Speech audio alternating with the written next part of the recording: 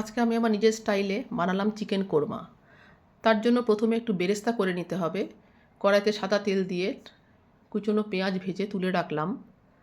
আর একটা বাটির মধ্যে 750 গ্রাম চিকেন নিয়ে তার মধ্যে দিয়ে দিলাম টক দই, নুন, হলুদ, লঙ্কার গুঁড়ো, কাশ্মীরি লঙ্কার গুঁড়ো, 1 টেবিল স্পুন ধনের গুঁড়ো আর 1 টিস্পুন জিরের গুঁড়ো আর আদা রসুন বাটা। এবার সব ভালো করে মিক্স করে নিতে হবে। ভালো করে হাত দিয়ে মেখে রেখে দিলাম। মেরিনেট করে রাখলাম না, কিন্তু তখনই রান্নাটা আমি করেছি।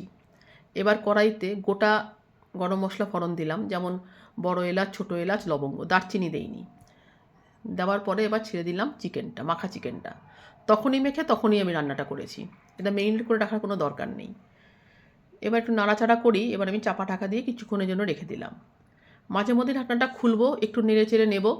দেখো কতটা জল বেরিয়ে গেছে, দই আছে, নুন আছে, তো অনেকটা জল বেরিয়েছে। এবার নাড়াচাড়া একটু করতে করতেই এবার দিয়ে দিলাম বেরেস্তার পেস্টটা। ওটা একটু নুন দিয়ে জল ছাড়া আমি কোর্সলি গ্রাউন্ড করে নিয়েছি মিক্সির মধ্যে।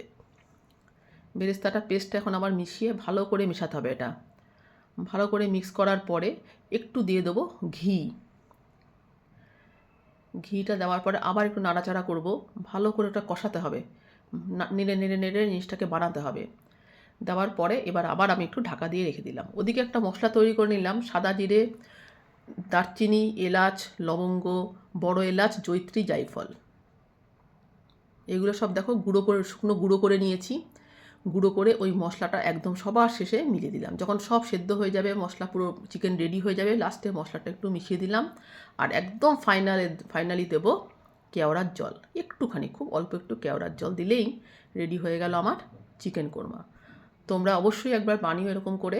সবই বাড়িতে থাকা ইনগ্রিডিয়েন্টস দিয়ে বানানো, খুব ভালো লাগবে খেতে। টাটা।